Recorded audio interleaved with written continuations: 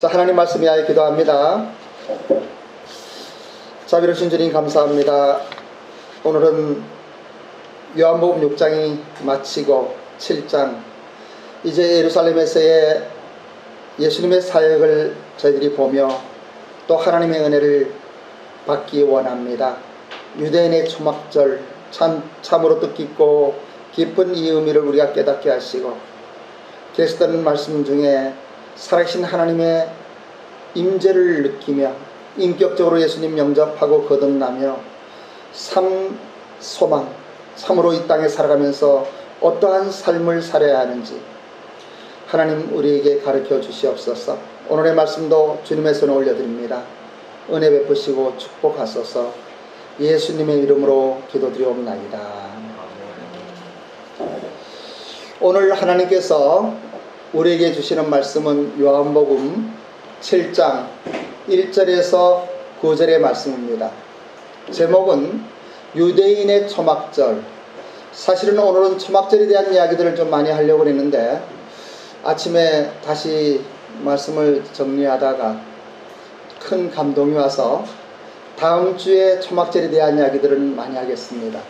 다음 주의 제목을 그리스도의 초막절이라고 다시 한번 바꾸어 봤습니다. 사랑하는 우리 일본 비전교회 성도 여러분, 우리는 아프가니스탄의 사태를 보면서 전 세계의 모든 그리스도인들이 기도하고 있습니다. 하나님의 교회가 파괴되어지고 하나님 믿는 사람들이 순교의 처지에 놓여 있는, 그리고 많은 이들이 인권도 없고 참 말로 다 할 수 없는 그 참혹한 환경을 뉴스로 보면서 우리는 하나님 아프가니스탄의 크리스천들을 도와달라고, 10,000명이 넘는 하나님의 사람들, 그 이슬람의 사회 속에서 우리 예수님 만나고 거듭나서 교회가 확장되어 가고 마음껏 찬양하고 예배를 드렸던 그들이 하루아침에 모든 것들을 잃어버리게 되고, 그러한 와중에서도 한국에 협력했던 400명 가까운 분들이 잘 도착했다는 소식 들으면서 얼마나 감사한지 모르겠습니다. 다음 주는 우리 자판 비즈니스 에이즈 미션 아카데미의 가을 학기가 시작됩니다. 이번 토요일부터 시작하는데 그 일을 위해서도 기도할 때 하나님께서 큰 은혜를 부어주십니다. 오늘은 그러한 것들 다 이야기할 시간은 없지만은 오늘의 본문의 말씀을 통하여 하나님께서 우리에게 무엇을 말씀하시는지, 또 이 말씀의 의미가 무엇인지 그저 막연하게 지식으로 아는 것이 아니라 하나님께서 여러분의 심령 속에 은혜를 부어주셔서 영안이 열리고 심령이 열려서 예수님의 마음을 깊이 깨닫는 여러분들이 되었으면 좋겠다는 생각이 듭니다. 본문의 요한복음 7장은 6장과는 비교하여 전혀 새로운 장면을 보여주고 있습니다.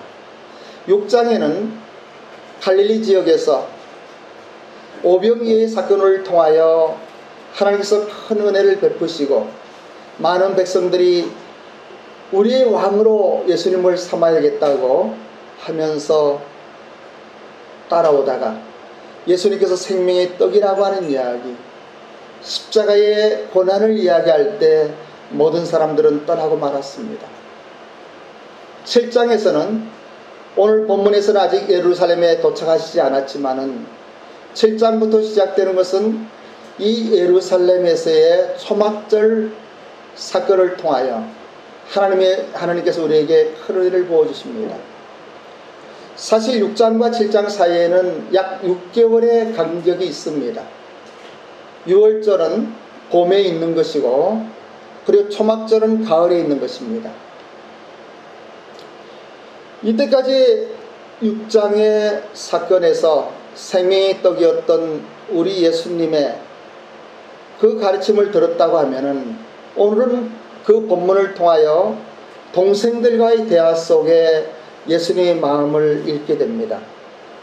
사랑하는 일본 비전교회 성도 여러분, 여러분들도 예수님과 같이 유대인의 명절인 초막절에 임하는 하나님의 은혜를 누리기 원합니다. 그리고 하나님의 때를 깨닫고 하나님의 말씀에 순종하며 그리고 하나님께 주신 사명을 온전히 감당하는 믿음의 사람들이 되시기를 주님의 이름으로 축원합니다. 사명을 깨닫고 살아가는 사람들에게는 하늘의 영광을 바라보며 참된 행복을 누리는 은혜가 임하고 하늘로부터의 신령한 복을 받게 됩니다. 하나님과 동행하는 삶 속에 나타나는 축복은 무엇으로도 비교할 수 없는 것입니다. 오늘 이 하나님의 말씀을 통하여 여러분들에게도 그러한 은혜가 임하기를 원합니다. 그러면 어떻게 하늘로부터 오는 은혜를 누리며 살 수가 있을까요? 오늘 하나님께서 주신 본문의 말씀 요한복음 7장 1절로 9절의 말씀을 우리 함께 봉독하도록 하겠습니다. 1절로 9절까지 우리가 조금 전에 봉독했습니다만 다시 한번 큰 목소리로 봉독합니다. 시작. 그 후에 예수께서 갈릴리에서 다니시고 유대에서 다니려 아니하심은 유대인들이 죽이려 함이라. 유대인의 명절인 초막절이 가까운지라. 그 형제들이 예수께 이르되 당신이 행하는 일을 제자들도 보게 여기를 떠나 유대로 가소서. 스스로 나타나기를 구하면서 묻혀서 일하는 사람이 없나니 이 일을 행하려 하거든 자신을 세상에 나타내소서 하니 이는 그 형제들까지도 예수를 믿지 아니함이라. 예수께서 이르시되 내 때는 아직 이르지 아니하였거니와 너희 때는 늘 준비되어 있느니라. 세상이 너희를 미워하지 아니하되 나를 미워하나니 이는 내가 세상의 일들을 악하다고 증언함이라. 너희는 명절에 올라가라. 내 때가 아직 차지 못하였으니 나는 이 명절에 아직 올라가지 아니하노라. 이 말씀을 하시고 갈릴리에서 머무러 계시니라. 이렇게 말씀하십니다. 7장 1절은 이렇게 시작됩니다. 그 후에 예수께서 갈릴리에서 다니시고 유대에서 다니려 아니하심은 유대인들이 죽이려 함이라. 여기에서 그 후에라고 하는 이야기는 요한복음 6장에서 나타나는 오병이어의 기적으로 백성들이 예수님을 왕으로 삼으려고 했던 그 일들과 예수님께서 자신을 생명의 떡이라고 신비하고 인간들이 깨달을 수 없는 그러한 비밀의 말씀을 하시니까 모든 사람들이 떠나가고 수많은 군중들이 이제는 예수님을 떠나가고 그 곁에 계시지 않았습니다. 그리고 외롭고 쓸쓸한 가운데 예수님께서 그러함에도 불구하고 갈릴리에서 계속해서 하나님의 말씀을 가르치는 일을 하셨습니다. 예수님의 가르침도 이적이나 표적 그리고 기적도 이제는 그 사람들에게 더 이상 관심을 일으키지 않았고 사람들로부터 무시당하며 외롭고 고독하게 하나님의 말씀을 전하고 있었을 때입니다. 그럼에도 예수님은 이 갈릴리에서 더 머무시면서 한 영혼을 위하여 잃어버린 한 마리의 어린 양을 위하여 정성을 다하고 온 힘을 다하는 것을 볼 수가 있습니다. 그리고 예수님께서 예루살렘으로 가지 않으려는 이유는 또 하나 본문에 나타나는 대로 유대인들이 예수님을 죽이려 했기 때문입니다. 여기에서 유대인들이라고 하는 것은 종교 지도자들을 이야기합니다. 바리새인들과 율법학자들과 제사장들을 이야기합니다.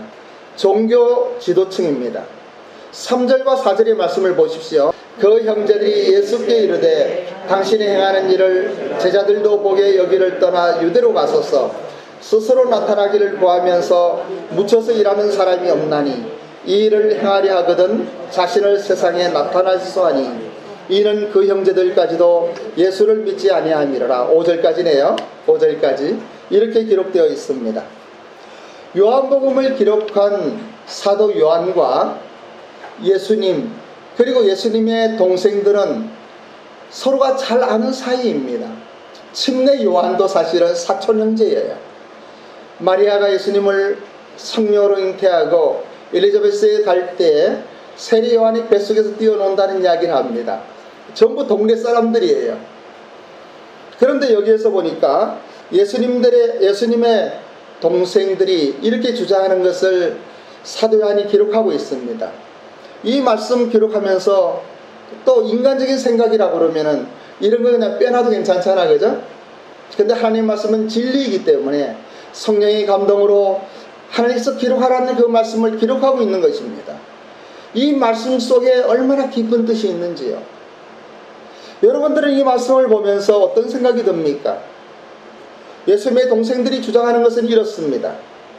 이 일을 계속하려거든 하나님의 나라의 말씀을 증거하고 회개하라 천국에 가까웠다고 사람들을 향하여 그러한 말씀을 선포하려거든 이러한 갈릴리 지방 먼 변두리에서 사람도 많이 없는 이런 곳에서 이야기하지 말고 자신을 세상에 드러내라. 초막절이 가까웠으니 모든 사람들이 모이는 이 예루살렘으로 올라가서 당신의 말씀을 전하소서 하는 이야기입니다. 은밀한 시골에서 활동하는 것보다 사람들이 많이 모인 곳에서 당신을 나타내라고 하는 것입니다. 왜냐하면 그들은 그러한 생각을 했습니다. 태어나면서부터 이 예수라는 형이 보통 사람이 아닌 것을 다 알고 있지 않습니까? 아직은 그들이 예수님을 메시아로 믿지는 않고 있습니다. 본문에 나타난 그 형제들까지도 예수를 믿지 않는다고 하는 것은 구세주로 믿지 않는다고 하는 이야기예요. 하지만 나타나는 기적과 놀라운 일들은 형제들도 잘 알고 있었습니다. 그리고 예루살렘으로 올라가라. 당신의 그 엄청난 능력을 사람들에게 보여줘라. 그리고 다시 한번 당신을 왕으로 삼으려고 하는 군중들을 모아라. 이러한 이야기예요. 이러한 것들은 목회하는 사람들에게도 얼마나 많이 있는지 모릅니다. 때때로 목회자들이 많은 사람들이 모이기를 원합니다. 큰 교회를 세우려고 합니다. 그리고 뭔가 이름이 나고 세상에 어느 교회에 누구라고 나타나기를 원합니다. 그러한 것들이 나쁘다는 이야기는 아니에요. 그러나 하나님의 말씀을 묵상할 때에 그러한 것들이 중요한 것이 아니라고 하는 것이에요. 하나님의 때에 하나님께서 원하시는 그 자리에서 때로는 예수님과 같은 분도 그 먼 갈릴리 산골에서 외롭고 쓸쓸하며 고독한 가운데 하나님의 말씀을 선포하고 있었던 것입니다. 저는 오늘 이 본문의 말씀을 통하여 엄청난 은혜를 받고 있습니다. 우리 교회가 적어서 또 많이 모이지 않아서 은혜 받는 것이 아니에요. 정말 하나님의 때 하나님이 원하시는 그것 이것이 무엇인가 생각할 때에 감사가 넘치는 것입니다. 이스라엘 명절은 우리 모두가 잘 아시다시피 큰 명절이 세 가지 있습니다. 그것은 유월절과 오순절과 수장절입니다. 이 3대 절기에는 이스라엘의 모든 남자들이 예루살렘으로 올라가서 물질과 제물을 드리고 하나님 앞에 제사를 드려야만 합니다. 만일에 그러하지 않으면 백성 중에 끊어지는 가혹한 심판을 받게 되는 것입니다. 오늘날 우리가 주일 성수라고 이야기하고 주일 예배를 드리는데 어떠한 의미에서는 이러한 주일 예배도 그러한 의미가 담겨져 있습니다. 그래서 어떠한 일이 있어도 글쎄요 저는 그랬습니다. 주일만큼은 프랑스에 가 있든 태국에 가 있든 어디 있더라도 알지 못하는 교회로도 가서 예배를 드리기를 원했습니다. 사업을 하면서도 바쁘게 다니면서도 주일만은 예배를 드려야 한다. 그런데 일본에 가면요 교회가 없잖아요. 교회 찾다가 교회 못 가는 사람들도 많아요.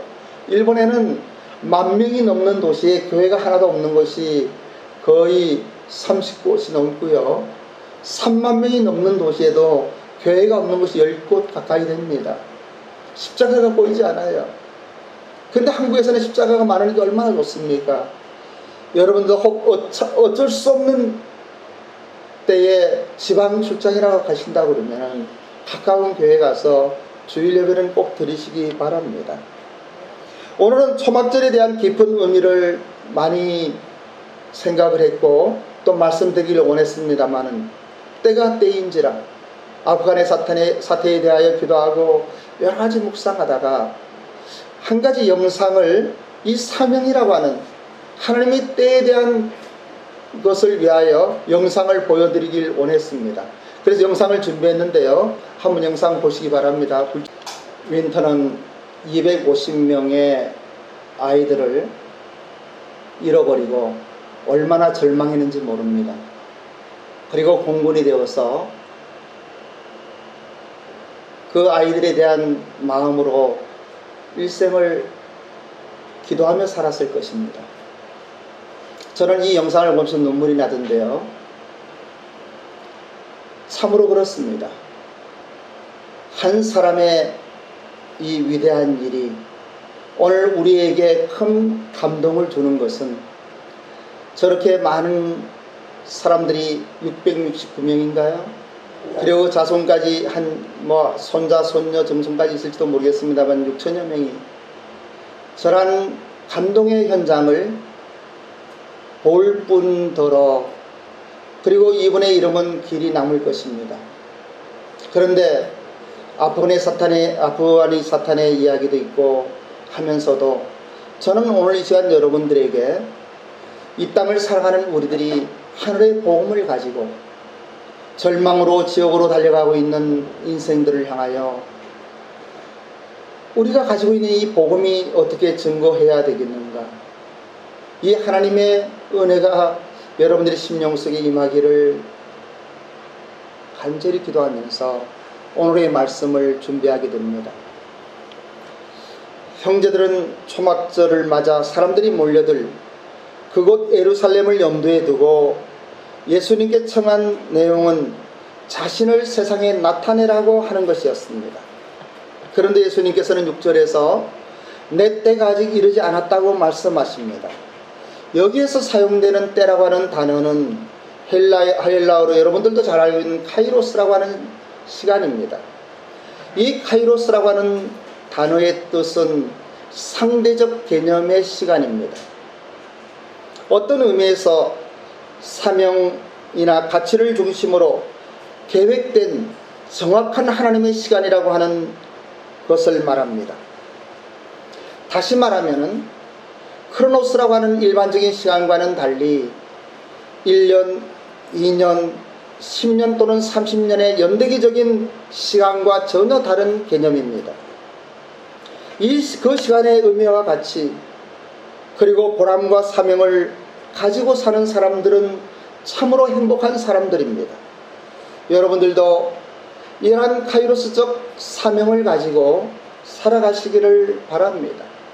그것이 믿는 사람의 삶이고 또 하나님의 사람으로서 마땅히 걸어야만 되는 그러한 것들입니다. 이 카이로스적 삶이라고 하는 것은 나이를 따지는 것이 아닙니다. 내용을 중심으로 그 사람의 삶을 완성해 나가는 것입니다. 예수님은 자신을 내 때가 아직 되지 않았다고 하는 것은 이 카이로스 타임을 가지고 이야기하시는 것이에요.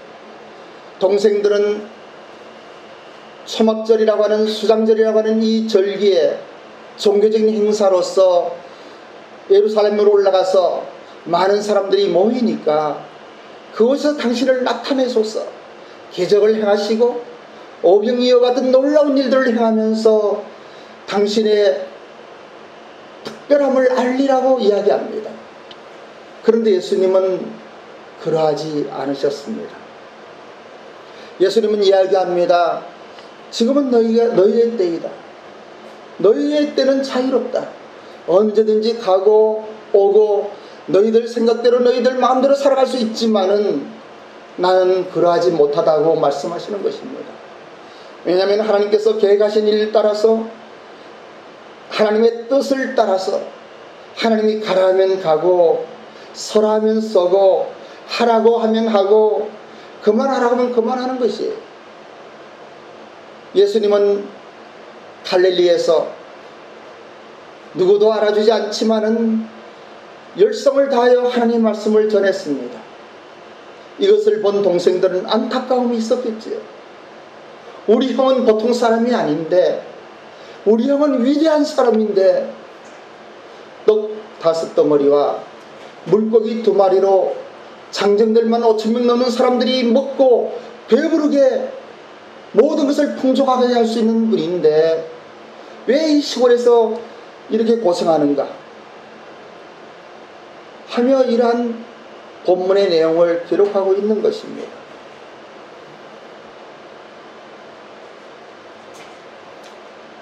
저는 이 말씀 이렇게 묵상하면서 지금 동생들에게 가지고 있는 그 생각들 다시 왕으로 추대하며 큰 자리에 올라서 우리 형님이요 지도자가 되어서 로마의 핍박 속에 있는 이스라엘을 건져내고 가난과 슬픔 속에 힘들어하는 이 민족을 새롭게 하는 이 일을 했으면 좋겠다고 하는 그 생각, 나쁜 것은 아니잖아요.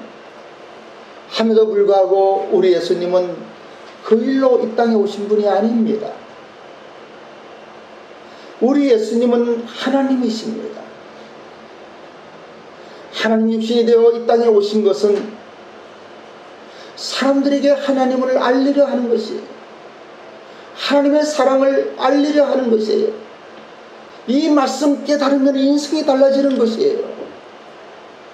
이 예수님의 마음을 깨달으면 우리의 삶이 달라집니다.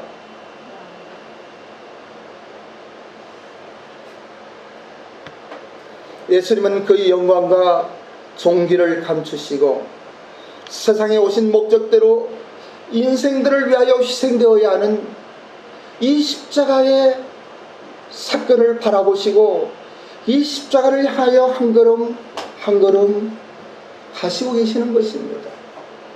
왜냐하면 예수님은 그 당시에 이스라엘 백성들만을 위한 메시아가 아니기 때문입니다. 모든 인류가 죄로 인하여 하나님과 끊어졌고 죽을 수밖에 없었고 심판받아 마땅한 죄값을 치러야 함에도 불구하고 하나님은 그 인생들을 사랑하신 것입니다. 그리고 하나님은 그 인생들을 위하여 우리 예수님을 이 땅에 보내신 것이에요. 사랑하는 일본 비전교회 성도 여러분, 여러분들도 때때로 살아가면서 이 카이로스적 사명감을 가지고 여러분 주위에 있는 사람들을 기도하는 마음으로 돌아보십시오. BBC 방송에서 나오지 않을지 모르지만은 여러분들을 통하여 하나님을 깨닫는 하나님의 사람들이, 구원받은 하나님의 사람들이 천국에서 여러분들을 향하여 감사하며 당신이 나에게 이 복음 전해서 내가 이 천국에 올 수 있었습니다. 나 같은 죄인이 이 예수님의 사랑을 깨달을 수가 있었습니다.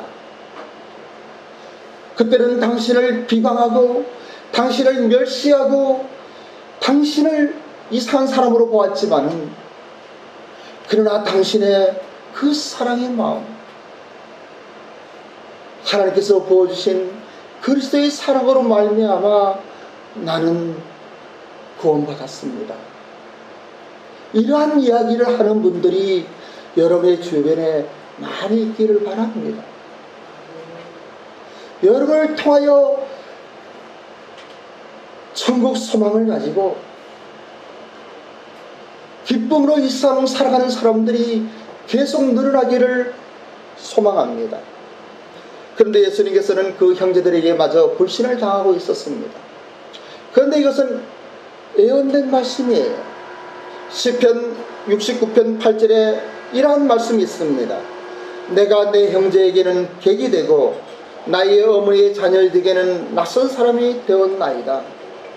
형제마저도 함께 자라며 30년 가까운 세월 같이 지냈던 동생들마저도 예수님을 이해하지 못하는, 그리고 예수님을 믿지 못하는, 그리고 예수님의 특별한 것을 알기 때문에 세상 사람들에게 당신을 나타내소서, 이스라엘의 왕이 되소서, 이스라엘의 지도자가 되소서 하는 이 본문의 말씀을 통하여 우리 주님께서는 자신이 가야 할 십자가의 길을 묵묵히 가고 있었던 것이에요.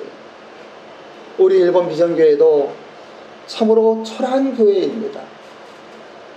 우리 한국 사람들에게는 일본에 대한 마음이 복잡해요. 저도 그래요. 일본에 사는 우리 한국 사람들은 더 그래요. 그러함에도 불구하고 우리는 일본 교회가 일어서야만 되겠다. 일본 교회를 위하여 중보하고 기도할 뿐더러 일본 교회를 위하여 무엇인가 힘을 모아 함께 일어나자. 일본 교회와 함께 세계 선교를 위하여 우리가 일어나자 하는 마음을 가지고 종로에 자리 잡은 지 벌써 14년의 세월이 지났습니다. 아직도 아무것도 보이는 것 같지 않습니다. 하지만 본문의 말씀을 묵상하면서 이 예수님의 카이로스적 사명감 그리고 그 삶의 여정을 생각할 때에 얼마나 감사한지 모릅니다. 이러한 은혜가 우리 일본 비전교회 성도님들에게 자부심으로 임했으면 좋겠습니다. 요한복음 7장 8절로 9절의 말씀 다시 한번 봉독합니다. 합독하겠습니다. 시작. 너희는 명절에 올라가라. 내 때가 아직 차지 못하였으니 나는 이 명절에 아직 올라가지 아니하노라. 9절. 이 말씀을 하시고 갈릴리에 머물러 계시니라. 이 말씀은 명절에 올라가지 않겠다고 하는 말씀이 아니에요. 다음 주간엔 좀 더 자세하게 초막절에 대한 이야기를 하면서 말씀을 드립니다마는 아직 하나님께서 올라가라고 하지 않았다는 이야기예요. 어떤 시간적인 개념이 아니에요. 그리고 10절에 보면은 예수님께서 예루살렘에 올라가시는 것을 보게 됩니다. 다시 말씀드리면 이 형제들이 이야기하는 세상에 드러내서 유명해지고 사람들에게 칭송을 받고 이러한 일로 예루살렘에 가지 않겠다고 하는 것이에요. 예수님께서 하나님의 뜻을 따라 십자가를 향한 그 외롭고 고독한 길이 또 시작이 됩니다. 동생들마저도 먼저 예루살렘으로 가버린 그때에 예수님은 쓸쓸하게 예루살렘으로 올라가십니다. 오늘 이 시간 이러한 예수님의 마음을 이야기하면서 여러분들의 생각은 어떻습니까? 여러분들에게는 이 예수님이 어떻게 다가옵니까? 이 예수님께서 가신 그 길이 십자가의 길이고 멸시받는 길이고 상처와 아픔과 고통의 길이라 할지라도 우리 주 예수님과 함께 그 길을 가시기 원하십니까?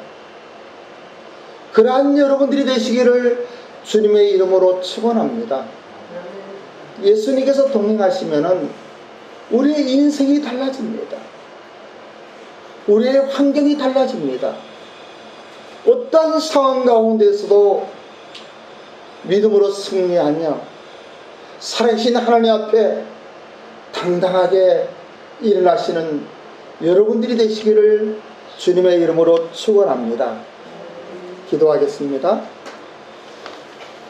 예수님 감사를 드립니다. 예수님의 깊은 마음은 다 헤아리지 못합니다만 외롭고 쓸쓸한 그 고독의 길, 그 여정 가운데 하나님의 뜻을 이루고자 하시는 주님의 마음을 가슴에 담습니다. 은혜를 베푸셔서 우리 예수님 따라 우리도 동행하게 하옵소서. 언제나 우리 예수님 손잡고 이 땅 살아갈 때에 어떠한 어려움 가운데서도 믿음으로 승리하게 하옵소서. 감사드리며 예수님의 이름으로 기도드리옵나이다.